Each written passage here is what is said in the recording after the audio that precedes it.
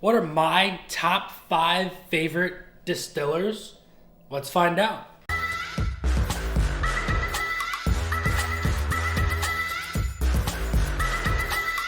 What's going on, everybody? Nathan here with the Everyday Drinker, bringing you guys my top 5 favorite distilleries, the ones that make my absolute favorite bourbons, the ones that do stuff a little bit differently, the ones that just fit my palate the right way.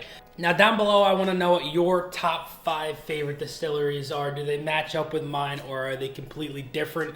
If you're brand new to the channel, make sure you smash that subscribe button, leave that comment down below, and hit that like button. Helps like you would not believe.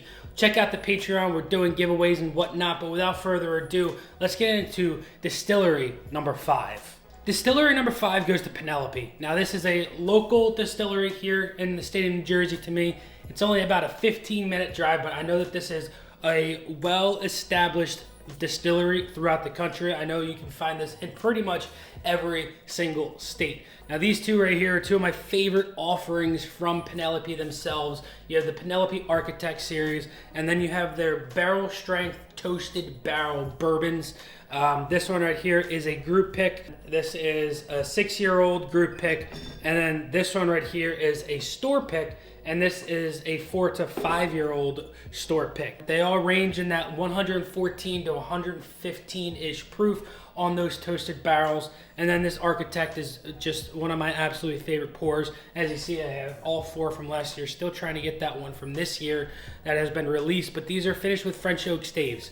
And you just cannot go wrong with the Architect series or these toasted barrel strength single barrels from Penelope.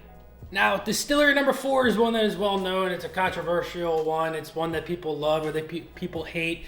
But most of the time, people love it, but it is sometimes difficult to find some of their offerings. And that distillery, number 4, goes to Buffalo Trace. Now, Buffalo Trace has a very, very wide range of products from Eagle Rare, Blanton's, Stag. You've got E.H. Taylor, you've got Weller, you've got the Pappy Van Winkle lineup. And then you have their traditional 90 proof Buffalo Trace offering. Now, all of these bottles are truly fantastic, and if I were to say my least favorite out of the bunch would probably be Blanton's. Just because of the difficulty factor in finding some of these bottles, this distillery is not a fan for a lot of people because they just can't find their products, or that people think that they're overhyped. Now, a lot of people will have Buffalo Trace as their number 1 favorite distillery, and that's okay. But there are ones that are absolutely better than what Buffalo Trace has to offer, and now we're getting into the top 3. Number 3 for me is going to have to go to Barrell Bourbon Company. Now, Barrell Bourbon Company is one of my favorite distilleries. Why? Because of their blends that they do. They are kings in the blending industry in this bourbon world. They pull out some fantastic things in their blendings. And their most recent bottle, the Batch 34, I did a review on. Absolutely fantastic. Now, this Barrel Vantage is one of my absolute favorites as well. It's finished with 3 different styles of oak. You've got French oak, Mizunara oak, and American oak. They just have a beautiful marriage in making this bottle of bourbon absolutely fantastic. Barrell also does single barrel private releases. This one right here is the Central Jersey Bourbon Society group pick, and it's a blend of 7, 10, and 17-year-old bourbons. And that 17-year-old is 10% of this bottle. Now, that is a fantastic blend. Now, when you go into their other offerings, this one right here is their Batch 31, the first one from last year. This is a 6-year bourbon. It has to have the lowest age bourbon on the label, but I believe it was a 6, 10, 12, and 15-year-old blend of bourbons, and it was a beautiful marriage. And all of the barrel offerings are fantastic, from the Vantage to the Armadillo to the Dovetail to their private releases. They're absolutely fantastic, and I will always speak highly of what Barrell has to offer.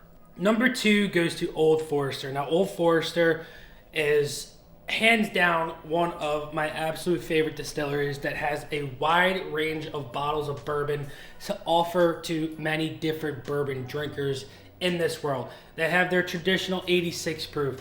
They have their Whiskey Row series, which I have 2 of them right here. We have the Prohibition style, the 115 proof. Then you have their Old Fine Whiskey, their toasted barrel finished bourbon at 93 proof. Then they also have their 90 proof, and then they're bottled in bond, which all four of those are absolutely fantastic. But my two favorites are these two here on the bar top. Then you get into one of their absolute staples, the ones that people hunt all the time, the ones that people absolutely love, and the ones that I personally enjoy the most from Old Forester, and that is going to go to their Old Forester single barrel strengths. Their blue labels right here. One of my absolute favorite single barrel strength bourbons offered to the community in this world. Absolutely fantastic. And then my absolute favorite mixer, this Old Forester 100 proof orange label. $26 for a beautiful bottle of bourbon that is just an absolute well-rounded mixing bourbon. You just cannot go wrong with Old Forester, and that's why Old Forester is number 2. And now we're into the cream of the crop, my number 1. What is my number 1 bourbon distillery right now? Some of you might be able to guess it, but that number 1 goes to Blue Note. Now my favorite bottle from Blue Note is their Blue Note uncut, unfiltered barrel strength offerings. Now these are single barrels, and man, these are the best bang for your buck bourbon on the market right now. It is one of the best bourbons all around as well, in my opinion. I have 4 of them on the bar top here, and I will continue to pick up these bottles when I see them, because for $40 to $50, you're getting a barrel strength single barrel offering from a distillery that knows what they're doing. And this was my first bottle right here, sipping it nice and slow, because this is, as most of you know, from Dallas, Texas. I will not be going back there anytime soon, most likely, so I'm savoring this bottle.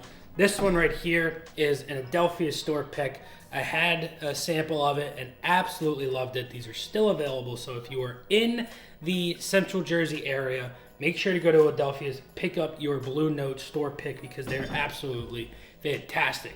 This one right here is the SLB group pick, and super excited to open this bottle up eventually, but I'm gonna have to get through a couple more of these before we do that.